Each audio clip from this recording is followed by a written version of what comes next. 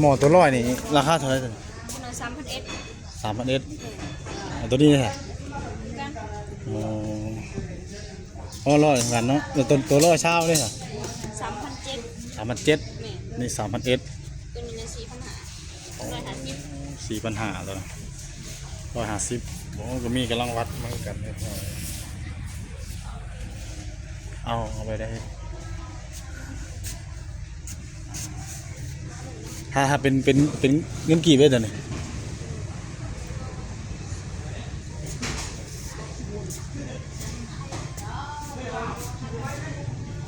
ยังไร2,442,000 2 ล้าน2,442,000 2,400ก็ได้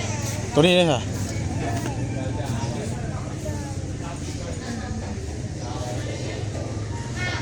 2,46,000มีแต่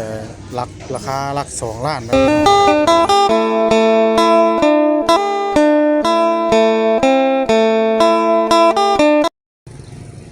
พี่น้องเนาะสบายดีพ่อแม่พี่น้อง FC เบิร์ดสู่ขู่สู่คนยินดีต้อนรับเข้าสู่ช่อง YouTube บ่าวบุญเผยชาแนลอีกแล้ววันนี้พี่น้องเอ้ยพบพ่อกันวันนี้ก็อยู่วงเวียนตลาดแรงพี่น้องเนาะเซโนมีว่าทางบุญเผยก็เข้ามาตลาดวันนี้พี่น้องเนาะเข้ามาซื้อหม้อไฟหรือว่าหม้อแบตเตอรี่เนาะพี่น้องเนาะแบตเตอรี่แล้วก็ไฟโซลาร์เซลล์มาเอาเงินก่อนพี่น้องเนาะเอาเงินอยู่ห้านเอกเพียงเงินตานี่แหละเนาะ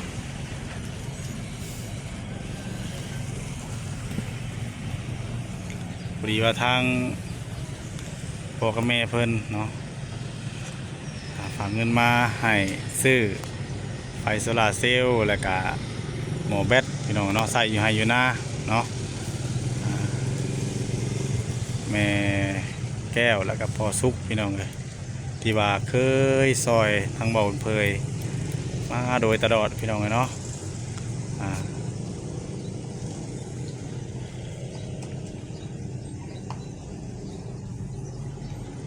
ขอบุญขอบคุณทั้งพ่อกับแม่หลายๆเด้อขอให้พ่อกับแม่อยู่ดีมีแห้งสุขภาพร่างกายแข็งแรงสุขกายสบายใจอยู่เย็นเป็นสุขอายุมันขวัญยืนนะแม่เด้อกับพ่อเด้อครอบครัวอยู่เย็นเป็นสุขเอาตอนนี้ยังถามว่าคนดึงเงินให้อยู่พี่น้องเนาะมากับทั้งแม่รุ่นแล้วก็ลูกสาวสบายดีก็นู่นล่ะเห็นป่ะ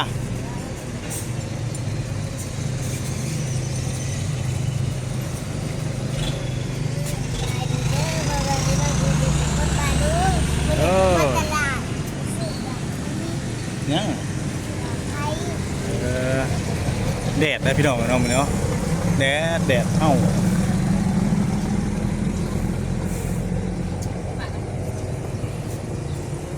เดี๋ยวเราไปต่อกันอยู่บอนที่ว่าไปเบิ้งหม้อแบตเตอรี่หรือว่าหม้อไฟไปไหนพี่น้องเนาะต้องบอกเพื่อนก็ถ่ายเป็นบางช็อตเป็นบางตอนเด้อพี่น้องเลยเมื่อต่ออยู่หน้าอีก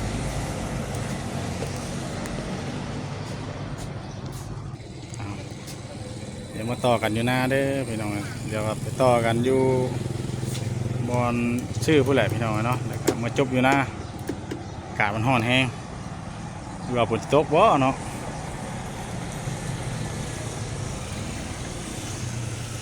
โดยน้องเนาะเปิดภาพมาวันนี้ก็มาฮอดห้านหม้อไฟหรือว่าแบตเตอรี่เนาะอ๋อพดพาบางก้อนพี่น้องเลยมีหลายแบบเลยนี่แม่นไปไหนเนาะไฟโซลาร์เซลล์โซลาร์เซลล์มีหลายรุ่นหลายราคา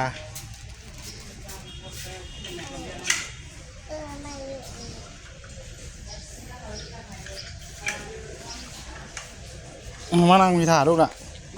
มานั่งถาทั้งถานั่งถาตั้งถาก็ไม่นะ นี่จะเป็นคือตัวนั้น120นี่100นึงเลยเนาะนี่150นี่120เฮานี่ใหญ่เลยเนาะใหญ่ทีเดียวถามมึงคนก่อนเด้อพี่น้องเนาะคนยังว่ามันราคาเท่าไหร่เนาะ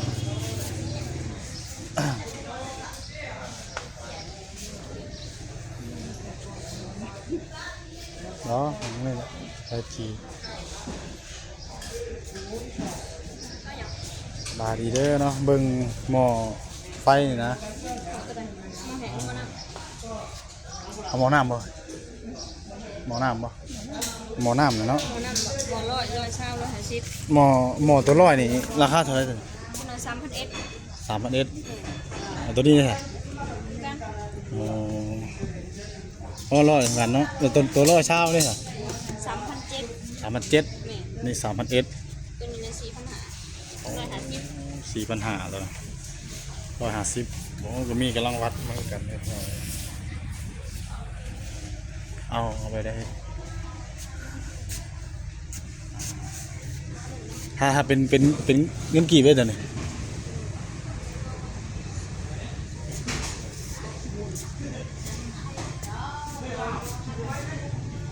ยังไร 2,442 2 ล้าน 2,442 2,400ก็ได้ ตัวนี้เลยค่ะ 2,046 มีแต่ราคาหลัก2 ล้านนะพี่น้องเนาะราคาหลัก2 ล้าน 3,000บ่ตัวนี้มันก็สิถือตัวหมอ70เนาะ เด็ดชิป มีแต่250 ซอย ตัวนี้นั่น480 นี่ล้าน400,000นี่ล้าน400,000 เป็นลั่น เอาทำไม 3,000 อืม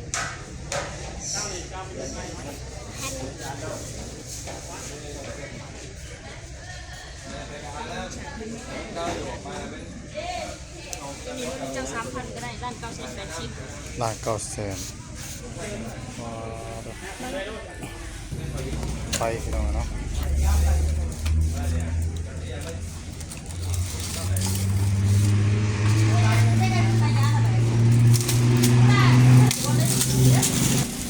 ตอนนี้บอกไฟแต่คนใช้นะมาเอาเบิ่งก่อนจะประกอบใช้อยู่หน้าหมดแต่ว่าหมกไฟนี่นะเอาไว้ในนี้คือว่า บ่ได้ซื้อแต่หึงเนาะ แมน2 ล้านปลายที่ตัวนั่นนะ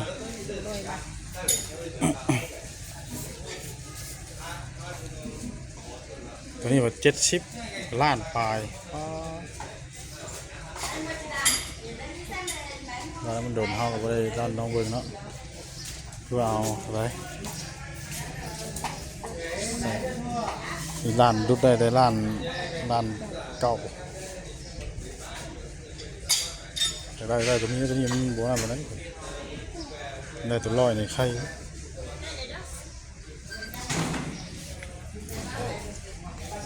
แม่พี่น้องเนาะโอเคเนาะ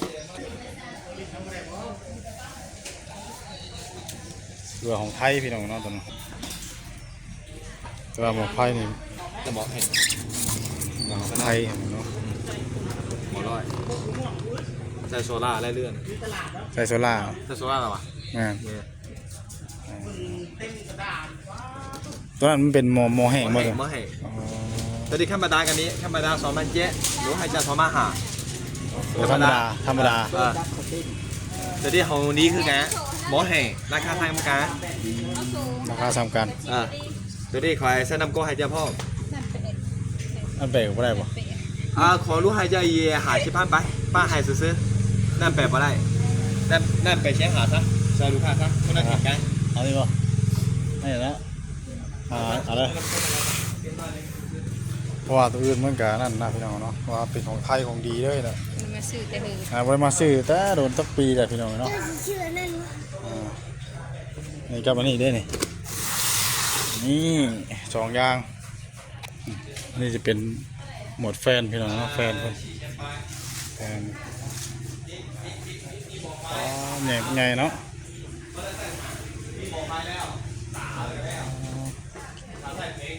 นี่ ยังจะหลงเล นี่ ย เป็ บ่ นกำลังใส่น้ำกันให้อยู่พี่น้องน้ำพดเนาะแผ่นมันหนาแผ่นหนึ่งตัวประมาณ80 วัตต์ดีตัวอยู่2 ล้านปลายพี่น้องเลยอ๋อบ่ธรรมดา เดี๋ยวจะน้อยๆจ้ะ โดยพี่น้องแล้วต่อกันอีกถือว่าเขาก็ซื้อเครื่องออกมาแล้วพี่น้องเลยไฟโซล่าร์เซลล์นี่ตัวนี้350,000พี่น้องเนาะ350,000หม้อไฟนี่1เพิ่นรุดให้ได้แต่ล้าน850,000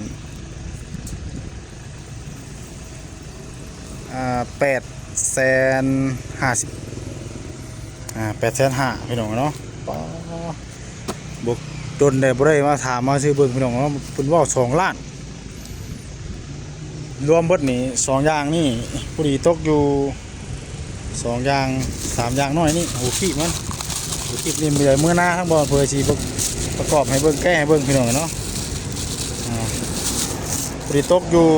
2 ล้าน2 แสนกับ 10,000 กีบบ่ธรรมดานี่เฮาเอาหมวกไฟร้อยแล้วถ้าว่า120หรือว่า150เนี่ยแฮงแพงพี่น้องเนาะแต่เพิ่นมันเป็นของไทยนะพี่น้องของไทยเบิดเลยทั้งของไทยมันก็สิใช้ได้ทนกว่ากันเนาะพี่น้องเนาะยังทั้งแม่รุ่นเพิ่นไปซื้อชิ้นแห้งเนี่ยอยู่ได้กินเนี่ยเป็นไข่เป็นหยังเนาะพี่น้องเนาะเมื่อให้ลูกเนาะทางบ่อำเภอกะมาซื้อตามจุดประสงค์ที่ว่าผู้ใหญ่เพิ่นมอบหมายให้เด้อพี่น้องเนาะยังเหลือไผ่หญ้าวันนี้ทั้งแม่เพิ่นว่าให้ทั้งให้ลูกซื้อไผ่หญ้าเนาะต้องไปพูดทั้งบ้านแก้งกระเบาพุ่นแหละพี่น้องเนาะไผ่หญ้าเดี๋ยวจักมื้อสิไปน้ำบ่อแซนได้ซื้อมาแต่ว่าทั้งตัวแพนมันน่ะมีขายต่างหากก็แยกขายกันวัน5-6 แสนนี่แหละพี่น้องเนาะแพนหนึ่ง6 แสนถ้าเฮาเอาเมื่อใส่ลองเบิ่งไฟแฟนตัวเก่าก่อนถ้ามันใช้บ่ได้ก็จังซื้อแพนมันใช้ใหม่เพิ่มอีกอันนึงมันจังสีไฟจังสิพอเพราะว่าแพนเฮามันน้อยหม้อไฟเฮา100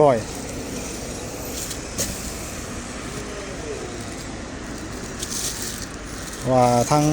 แม่เพิ่นว่าให้เอาของดีไปเลยแล้วเนาะเดี๋ยวเมื่อต่อกันอยู่หน้าเด้อพี่น้องเลยเนาะนี่ก็มากับลูกสาวแน่แม่รุ่นแน่บ่ได้มาตลาดแต่โดนเลยถามหยังก็พี่ว่ามีแต่แนวแพงๆพี่น้องเลย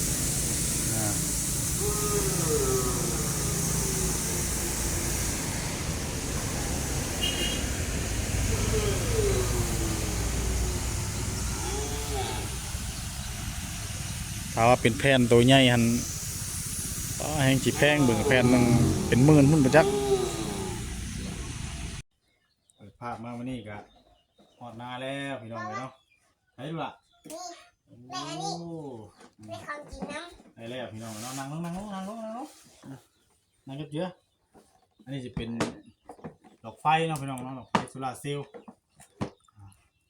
แต่ว่าทางเบาเผยแกะออกไปสากไว้แล้วพี่น้องเลยตัวนี้นั้นสามารถสากโทรศัพท์ก็ได้เนาะโทรศัพท์ก็ได้ระบบเพิ่นในว่าตอนค่ำเพิ่นก็เปิดเองตอนแรกก็แจ้งมากับหมอดเนาะนี่350,000เนาะ350,000แล้วก็ตัวนี้พี่น้องเนาะหม้อไฟของไทยตัวนี้พี่น้องของไทยเลยถือว่าทางแม่ในแก้วของสุขสว่างเพิ่นให้ซื้อ3 อย่างพี่น้องเนาะนี่มาแล้ว1 2นี่อย่างนึงมีต้องไปซื้ออยู่พุ่นแหละพี่น้องเนาะทางลงแก่งกับเบาไผ่ย่างเนาะหม้อไฟนี่เป็นหม้อไฟร้อยแล้วก็เป็นของไทย มาของไทยตัวดีด้วยพี่น้องเนาะบ่าวเพื่อก็ก็แต่ทางผู้เฒ่าคนชื่อหมอไผ่แต่ตอนนั้นน่ะร้อยเศร้านั่นล้านปลายเนาะเราจะทำมื้อนี้รถป้าทุกบ่ธรรมดาพี่น้องเลยหมอไผ่นะมีแต่ละ 3,000 ปลายขึ้นเมื่อเนาะเป็นเงินบาทถ้าเป็นเงินกีก็ละ2 ล้านปลายพุ่นน่ะแล้วเบิ่งว่าเลยสิออกมาให้เบิ่ง ห่อนนี่ดอนเนาะ อากาศก็ร้อนได้พี่น้องเลยมื้อนี้อ้าวฝนตกว่ะนี่เด้พี่น้องเนาะทุบหักเลยไปรอดทุบใหม่ๆเลยพี่น้องเลยเนาะจำศีรษะไฟหักโทรศัพท์บาด ดูน ครับนี่เอามาฮอดหน้าแล้วพี่น้องเนาะแต่ว่าทั้งโดนเผยก็สิเอาเมื่อสากไฟฟ้าให้มันเต็มซะก่อนเนาะสากไฟฟ้าเต็มแล้วก็จะคืนนึงแล้วจะมาใช้งานบาดนี้พี่น้องเนาะดีใจแห้งมื้อนี้พี่น้องเลยแล้วก็มีทั้งสิ้นหมูน้ำแน่ทั้งแม่บอกว่าสิ้นแห้งอะไรพี่น้องเนาะสิ้นแห้งแล้วก็ทั้งแม่รุ่นมันซื้อไข่แตะนึงมาไว้ให้ทอดให้ลูกสาวนี่นี่ไปน้ำดีใจกับขอบคุณแม่ตู้เลยไหม ขอบคุณแบบคุณแม่มาตู้แถวนี้เด้อ เด้อ ฝากเงินมาให้ ฝากเงินมาให้ซื้อหม้อไฟ ซื้อมาให้ โอ้ยเนาะทางเราเพื่อกะดีใจแห้งพี่น้องเนาะขอบคุณเด้อเนาะทาง สนุกนะ ไม้ใกล้จะมาปริยินนะเนาะ จมบ่ได้ใส่ไม้ วันนี้ไม้เลยเนาะขอบคุณทางแม่แก้วแล้วก็ผู้สุขสวรรค์ในลายเด้อเนาะที่ว่าได้ซื้อหม้อไฟแล้วก็ไฟโซลาร์เซลล์แล้วก็ไฟหญ้าก็ยังทั้งบ่าวเผยเดี๋ยวมืดสิไปซื้อน้ำหลังเด้อพี่น้องเด้อเนาะทั้งอะไรก็ขอบคุณพ่อกับแม่หลายๆที่ว่าได้สุดซอยในครั้งนี้ก็ขอให้กลับคืนมาพ่อกับแม่ร้อยเท่าพันเท่าเด้อเนาะขอให้พ่อกับแม่อยู่ดีมีแห้งสุขภาพร่างกายแข็งแรงอายุมั่นขวัญยืนปรารถนาสิ่งใดขอให้ได้สมหวังร่างใจปรารถนาเด้อไปใส่มาใส่ก็ขอให้ตลอดปลอดภัยเรื่องเรื่องเนาะสุขภาพร่างกายแข็งแรงตลอดปีตลอดไปสาธุเด้อเนาะทางเราเปิดกิจกรรมเมื่อศาสตร์สักก่อนพี่น้องเลยเนาะเดี๋ยวติดตามตอนต่อไปเนาะ นี่เฮาผู้ดีเฮาซื้อวันนี้ร้านเก่าเนาะ รวมเบิดเนาะพี่น้องทำบอกเผยลืมบอกราคารวมเบิดเลย2 อย่างนี่นะเขารวมมันดี2,200,000น้อง2,200,000หรือว่าทั้งแม่รุ่นเพิ่นปากหมอกเลย เห็นราคาแล้วปากหมอกเลยพี่น้องเนาะเพิ่นน่ะย่านเพิ่นน่ะเนาะแพงโพดเพิ่นน่ะรวมแล้วก็ทั้งเบิดดีตกดู2 ล้านกับ200,000กีบยังไม่รวมแพนนะพี่น้องเนาะถ้าแพนนั้นแพงพี่น้องเลยป้าบอกเคยถามเบิ่งล่ะซ้ำกับราคาหมูไผ่อันนี้2 ล้านคือกันว่ะอันนี้ก็ลองใส่เบิ่งแพนเก่าไปก่อนถามว่าได้ก็นี่อะไรก็ยังว่ากันเทื่อพี่น้องเนาะเพราะว่ามันก็เก่าแล้วแพนมันก็โดนเลยพี่น้องเลย ก็ใส่แต่หึงในน้ำไฟบ่อยากเข้า คือเงินทั้งใครก็ผมว่าเพิ่นเอามาแต่ฟังไทยเพิ่นให้ดาวนะนี่แหละคือถามแม่รุ่นเพิ่นให้ลาวเท่าไหร่ 3,500 3,500 โดย มีหยังนำแน่ มีแต่แผ่นนะ มีแต่แผ่นนี่บ่ 3,500 ใหญ่บ่หวาน แผ่นใหญ่เลยใส่หลายน้ำได้พุ่นแหละแผ่นหนึงอ่ะมันเป็นแผ่นใหญ่เลยเพียงขี้เห่พุ่นแหละแผ่นค่ะใหญ่ เนาะแล้วก็อันนี้ก็ใส่ไปเบิ่งก่อนเนาะถามมันบ่ได้ก็ต้องเฮาต้องซื้อแผ่นน้อยมาเสริมเนาะต้องซื้อแผ่นน้อยมาเสริมอีกแผ่นนึงเลยพี่น้องเพราะว่าถ้าว่าเคยใส่มากับมันก็บ่แห้งอ่ะนะมันบ่เข้าหมกไผ่เฮาใหม่เนี่ยมันต้องเก็บไผ่หลายเนาะไปสำหรับคลิปนี้ทั้งเราก็ได้ขอตัวจบคลิปเด้อพี่น้องเนาะผิดพลาดประการใดก็กราบขอโทษขออภัยเนาะสำหรับคลิปนี้ลาพี่ลาน้องไปสักก่อนแล้วพบพ่อกันคลิปหน้าคลิปต่อไปเนาะพี่น้องเนาะขอกล่าวคำว่าสบายดีบ๊ายบาย